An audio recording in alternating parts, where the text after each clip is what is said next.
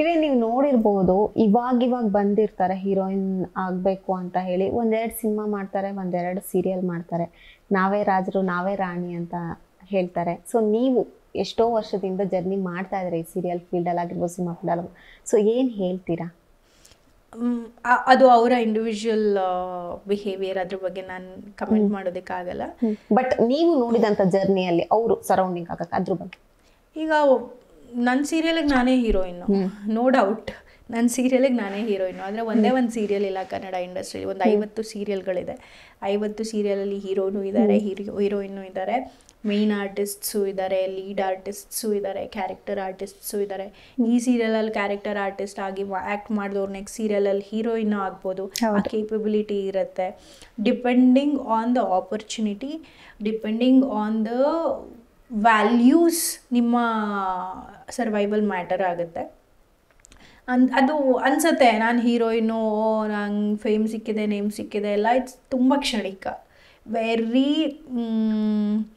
Easily ಮುಗ್ದು ಹೋಗೋಂಥ ಒಂದು advantages.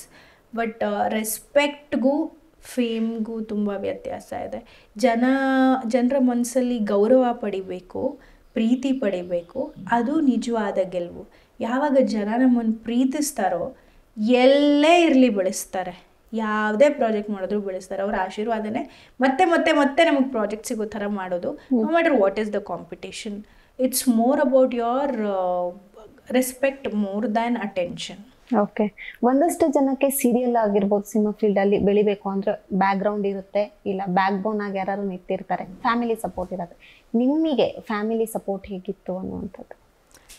ನನಗೆ it was my individual decision. ನನ್ನ ಪ್ರೊಫೆಷ್ನಲ್ ವಿಚಾರಕ್ಕೆ ಅಥವಾ ನಾನು ಡಿಸಿಷನ್ ಮೇಕಿಂಗಲ್ಲಿ ಸೋಲಿ ನನ್ನ ಡಿಸಿಷನ್ನೇ ಆಗಿರುತ್ತೆ.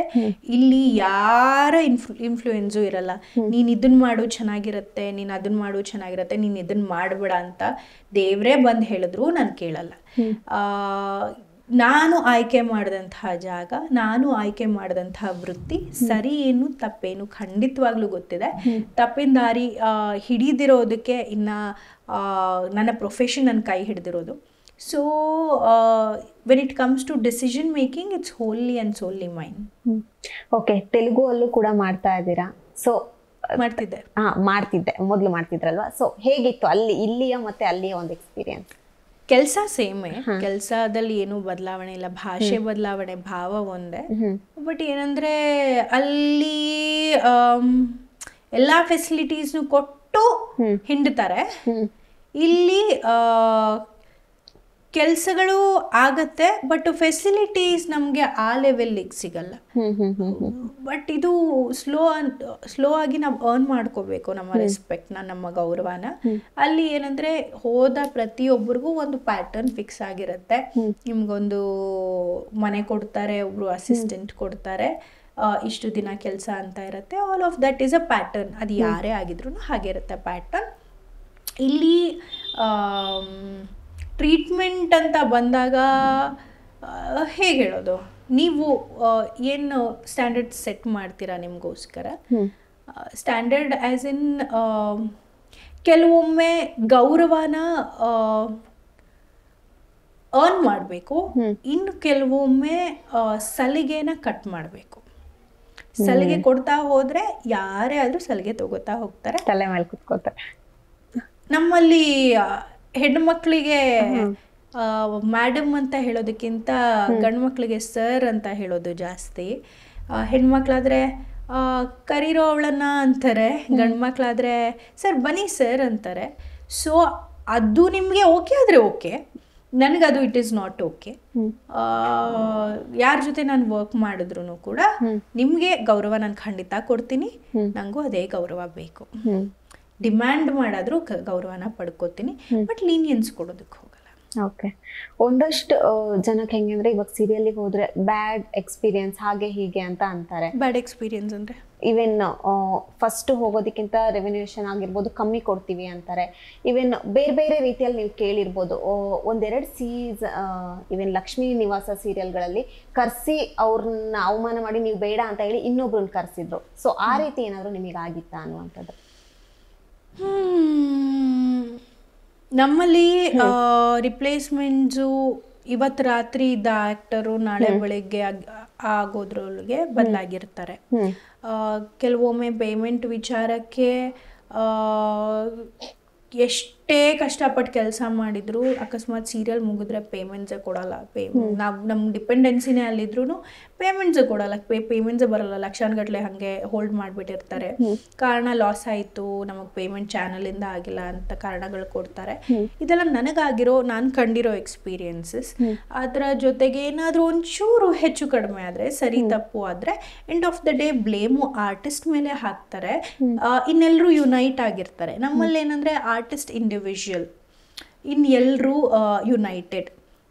Very easy to blame an artist. ಯಾಕಂದರೆ ಅದು ಈಸಿಯಾಗಿ ಒಪ್ಕೊಂಡ್ಬಿಡ್ತಾರೆ ಎಲ್ಲರೂ. ಇವರೇ ಮಾಡಿರ್ಬೋದು ಅಂತ ಬುಡಕ್ಕೆ ಹೋಗಿ ಯಾರೂ ಏನಾಗಿದೆ ಅಂತ ಕೇಳೋದಕ್ಕೆ ಹೋಗಲ್ಲ.